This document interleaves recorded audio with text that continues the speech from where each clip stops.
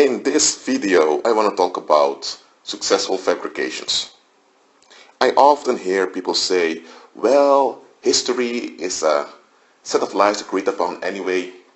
Some people credit this quote to Napoleon, but Napoleon himself, well, I have very much doubts about that figure, but okay.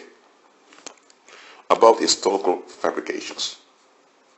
When it comes to human history, it is very difficult to make up a history out of thin air. Why is that? Because the present, which is the outworking of the past, will always testify whether your story adds up or not. So, for you to fabricate history, you need to make sure that your fabrication contains 90% real facts and only 10%, not more, only 10% a twist of the facts. The best fabrications are historical facts used in a narrative in which the facts are twisted. So that when people hear the story, it's believable onto them because there are facts involved, but there's a twist given to the interpretation of the facts because human beings interpret things. There's nothing wrong with that. So what you want to do if you want to fabricate history is you give the interpretation. You don't wait for people to make the interpretation themselves. You give them the interpretation. And the interpretation will always involve a twisting of the facts somewhere. So you give them real facts, but you twist them in your interpretation.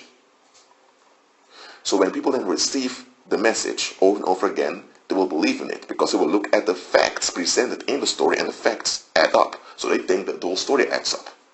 And that is a deception.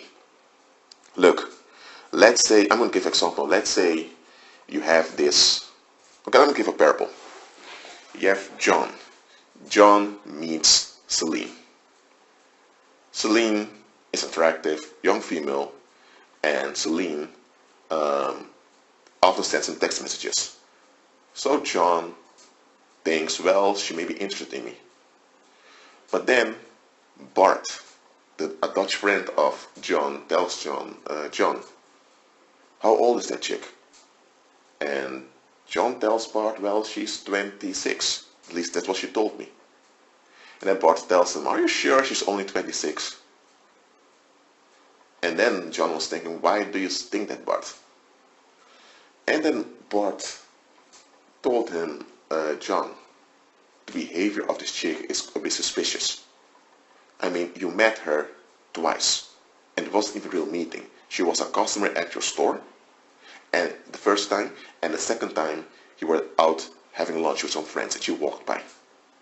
And then you talked with her and you exchanged your business cards. And suddenly, she's all over you, texting you all the time. This is a bit weird. And then Bart looks into the case. And then Bart tells John, ask her what she did between ages 20 and 23. Because Bart told him, John, during that age, a lot of people graduate college or begin to look for a job or they want to settle. Ask what happened between those years. So John asked it in a text message and she gave a whole story of how she was abused by a boyfriend and that she ended up having to get away from town and all of that. A whole sad story came out of it. And she graduated at age 24.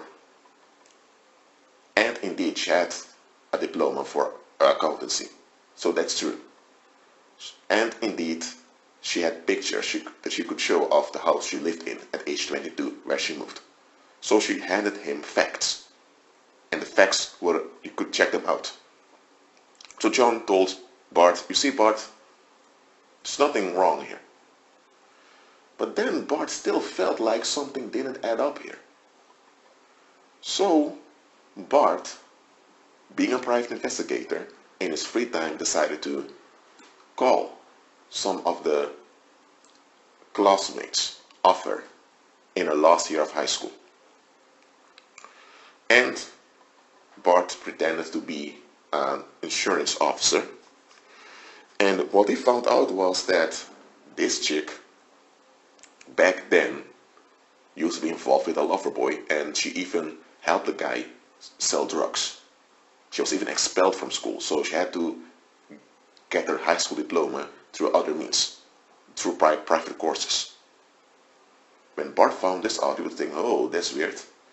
And then Bart contacted some people of her sorority. That she used to be in a sorority with. And those women told him, sir, this Celine joined our sorority, but she left after a few months. She was quite hysterical, and she often blamed others for things people didn't do. So the fraternity brothers kicked her out. And Bart found out it's after she was kicked out, she ended up in that other apartment. So then Bart realized, well, a minute. This chick gave facts onto John. Indeed, she lived in that other, and she moved to some other town, and she graduated at age 24.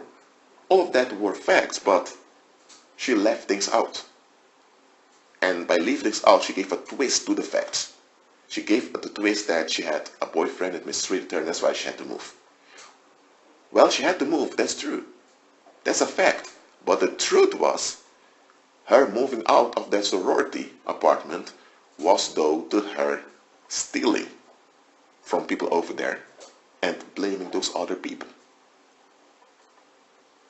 So, this Celine, who's a covert narcissist and a deceiver, uses facts to blur your perception so she can get what she wants from you.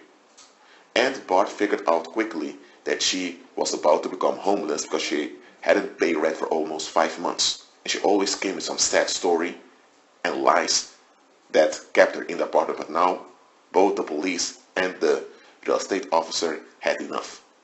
So she was really looking for someone to move into because she only had 2 months to get out of the apartment. So Bart now got the bigger picture of what was going on. John only had facts, and those facts were true. But those true facts were used by Celine to deceive him. Now, in this case, it's obvious that a fabrication took place. Okay? What was a fabrication? The fabrication was that she was the victim, that some boyfriend mistreated her and that she had to flee domestic violence. Well, in reality, she was the one being domestically violent on her sorority sisters, and there were men from a near fraternity that kicked her out. So, in this story it's obvious, for private, personal reasons, this Celine fabricated history. She couldn't just make up something out of thin air. She had to stay close to the facts. But she only fabricated it by twisting the facts. But because of her facts, you thought, okay, she's telling the truth.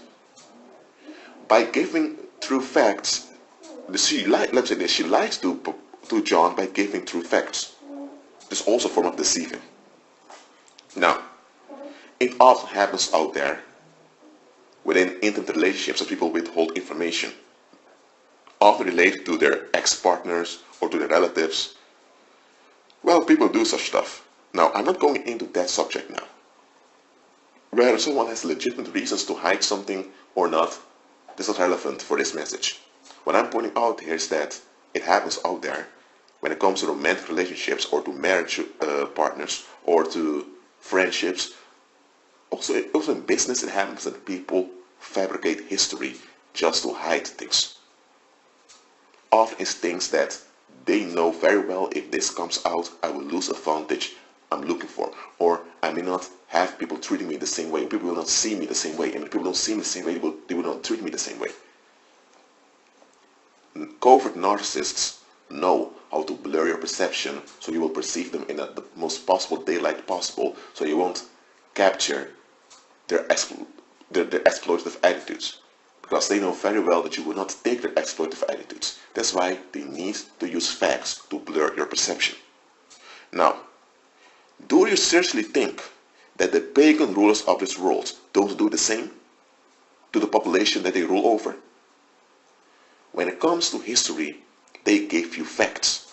If some battle happened in 1581 between the Portuguese troops and some Dutch troops that were located somewhere in what do they call Indonesia, then that battle happened. Okay, those men fought there and they died. You can find documents in the Portuguese archives that report about it. You may even find Chinese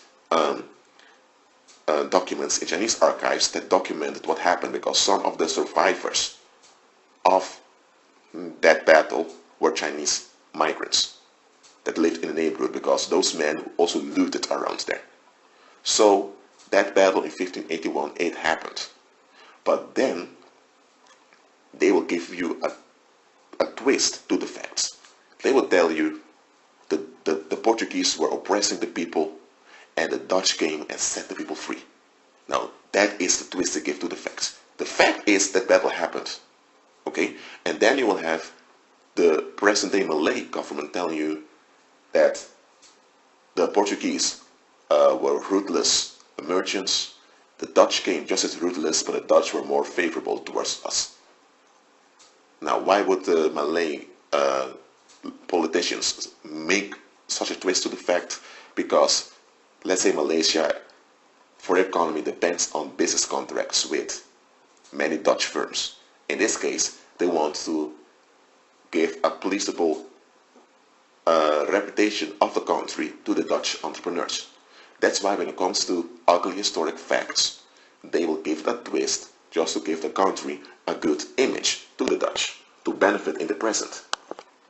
Now what really happened in 1581 was that the pagan rulers decided that a blood sacrifice had to take place so that the Dutch pagans could take over a Portuguese colony. That's how it goes in the pagan world. They do things through rituals. So you had an admiral, a Dutch admiral, who worked for the pagan rulers, and he was instructed to sail to a Portuguese colony and to initiate a fight on sea. At the same time, letters were sent from the Portuguese aristocracy to a Portuguese admiral that was in the Portuguese colony in the East Indies, that soon a Dutch admiral will arrive and he will initiate a fight. So when the Dutch ship came, the Dutch admiral secretly met with the Portuguese admiral. They shook their hands and they discussed how the ritual would play out. And they also decided who was going to win the fight. So the fight began. The soldiers thought it was a real fight, and they fought, and many of them died. So it was an orchestrated fight in which the outcome was determined beforehand. But the loss of lives were real. And the plundering by the angry soldiers on the locals was also real. That is what happened. And after that, the Portuguese packed their bags, left, and the Dutch took over. That is what happened. But the bigger picture of what happened, the pagan rulers will not tell you. They will give you the fact of what happens there, but then they will let the locals give a twist to the facts. That's how they fabricate history. You don't fabricate history by saying, for example, the Chinese colonized New Zealand.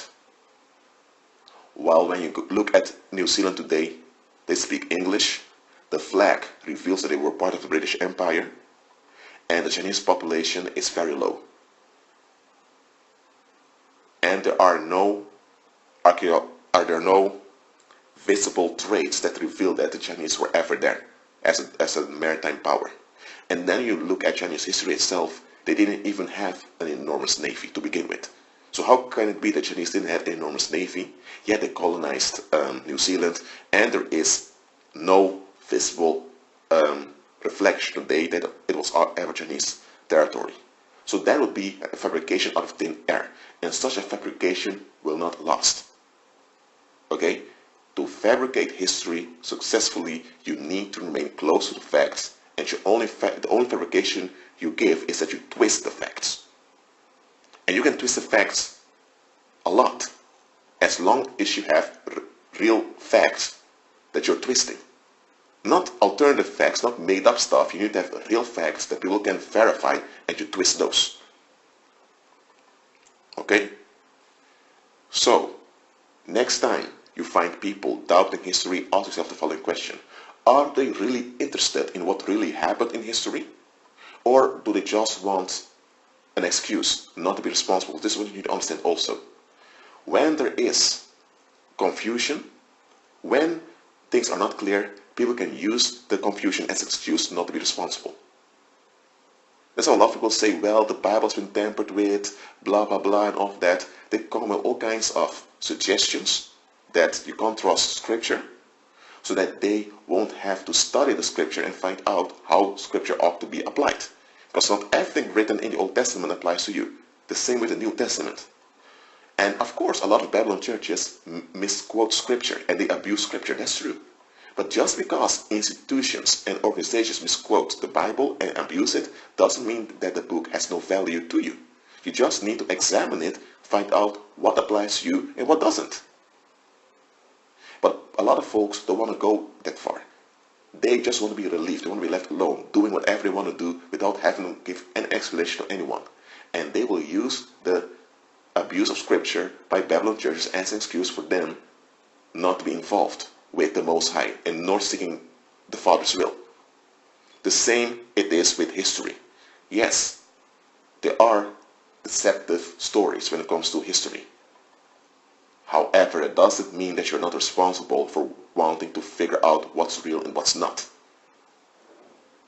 Okay, but a lot of folks don't want to be responsible, just want an excuse to be licentious. They want an excuse to will whatever they will, and nobody can charge them with any responsibility. So next time you go online to a YouTube channel and there are people doubting history, what is their purpose? Are they really interested in examining the facts and looking at the bigger picture and figuring out why they were deceived? Or are they just interested in acting out frustration or are they just looking for an excuse to not be responsible? Okay, that's it for now. Agree with Christ and be at peace.